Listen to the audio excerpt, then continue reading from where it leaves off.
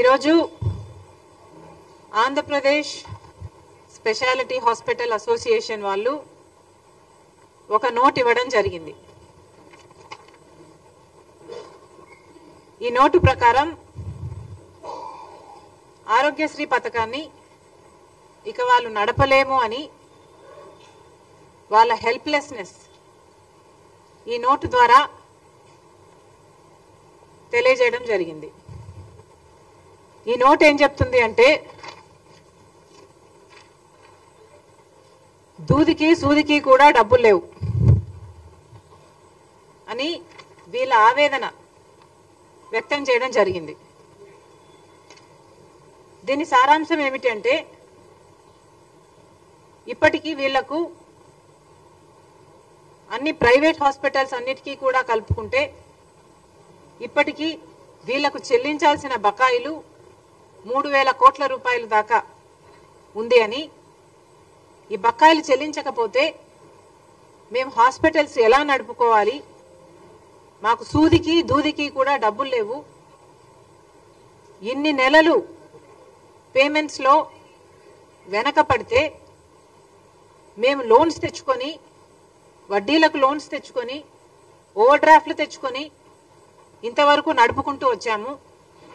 ఇక మా వల్ల కాదు, మేము కూడా ప్రజలకు సేవ చేసే విషయంలో ఎంత భాగస్వామ్యం అవ్వాలి అనుకున్నా కూడా ఇక మా వల్ల కావటం లేదు అని వాళ్ళు చేతులెత్తేసి ఈరోజు మేము ఇక ఆరోగ్యశ్రీ అంటే ఇప్పుడు ఎన్టీఆర్ వైద్య సేవలు అంటున్నారు దీన్ని, మేము ఇక నడపలేము చేయలేము అని వీళ్ళు అల్టిమేటం ఇవ్వడం జరిగింది. అసలు ఆరోగ్యశ్రీ పథకం రాజశేఖర్ రెడ్డి గారి పథకం, కాంగ్రెస్ పార్టీ పథకం.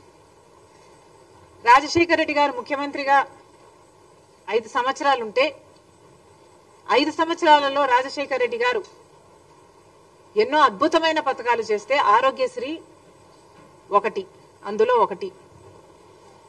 ఈ ఆరోగ్యశ్రీ పథకం ఆయన డాక్టర్ కాబట్టి రోగులకున్న కష్టాలు, ఆ కుటుంబాలకు ఎదురయ్యే అప్పులు బాధలు అన్ని అర్థం చేసుకున్నవాడు కాబట్టి ఆరోగ్యశ్రీ పథకం ఎంత ముఖ్యమో గ్రహించాడు కాబట్టి తన పాదయాత్రలో ప్రజలకు అప్పులు అవుతున్నాయి అంశాలలో అనారోగ్యం ఒకటని గ్రహించాడు కాబట్టి రాజశేఖర్ రెడ్డి గారు ఆరోగ్యశ్రీ పథకాన్ని ప్రవేశపెట్టడం జరిగింది. ఆరోగ్యశ్రీ పథకం ఒక మన రాష్ట్రంలోనే కాదు, ఎన్నో ఇతర రాష్ట్రాలలో కూడా ఇది అద్భుతమైన పథకము అని దీన్ని సర్టిఫై చేస్తూ ఎన్నో పక్క రాష్ట్రాలు కూడా దీన్ని కాపీ చేయడం జరిగింది. ఈరోజు మన భారతదేశంలో ఆయుష్మాన్ భారత్ అయినా, యుఎస్ లాంటి దేశాలైనా ఇలాంటి ఎన్నో ఈ ఆరోగ్యశ్రీ పథకాన్ని కాపీ చేయడం జరిగింది. అలాంటి ఆరోగ్యశ్రీ పథకం ఈరోజు ఏ స్థితిలో ఉందో, ఎంత దుస్థితి ఉందో ఒకసారి గమనించమని కోరుతున్నాం. వీళ్ళు ఈ లేఖలో చెప్పిన ప్రకారము సెప్టెంబర్ 23లో మాకు ఆఖరిన పేమెంట్స్ వచ్చాయి. సెప్టెంబర్ 23 తర్వాత మాకు పేమెంట్స్ రాలేదు. ఈ రోజుటి వరకు అప్పటి నుంచి బకాయిలు వేసుకుంటే స్పెషాలిటీ హాస్పిటల్స్ కు సంబంధించే 2,500 కోట్ల రూపాయలు ప్రభుత్వం కట్టాల్సి ఉంది. ఇక ప్రైవేట్ హాస్పిటల్స్ అన్నీ కలుపుకుంటే 3,000 కోట్ల రూపాయలకు పైగానే బకాయిలున్నాయి అని అంచనా. మరి ఇంత అద్భుతమైన ఆరోగ్యశ్రీ పథకానికి జగన్మోహన్ రెడ్డి గారు, రాజశేఖర్ రెడ్డి గారు కొడుకయ్యుండి నేను వారసుని అని చెప్పుకుంటూ జగన్మోహన్ రెడ్డి గారు సెప్టెంబర్ 23 తర్వాత ఆరోగ్యశ్రీకి బిల్లులు ఎందుకు కట్టలేదు? జగన్మోహన్ రెడ్డి గారు సమాధానం చెప్పాలి. అసలు రాజశేఖర్ రెడ్డి గారికి ఈ పథకం ఎంత ఇష్టమైన పథకమో జగన్మోహన్ రెడ్డి గారికి తెలియని విషయం కాదు. ఇది మా కుటుంబానికి పర్సనల్గా ఆరోగ్యశ్రీ ఇది డెవలప్ అవుతున్న సమయంలోనే ఇది రాజశేఖర రెడ్డి గారికి ఎంత ప్రియమైన పథకమో మా అందరికీ తెలిసిన విషయం. అలాంటిది జగన్మోహన్ రెడ్డి గారు సొంత కొడుకై ఉండి నేనే వారసుని అని చెప్పుకుంటున్నారు కదా. మరి అలాంటప్పుడు రాజశేఖర రెడ్డి గారి ఆరోగ్యశ్రీ పథకానికి మీరు బిల్లులు ఎందుకు కట్టలేదో జగన్మోహన్ రెడ్డి గారు సమాధానం చెప్పాలి.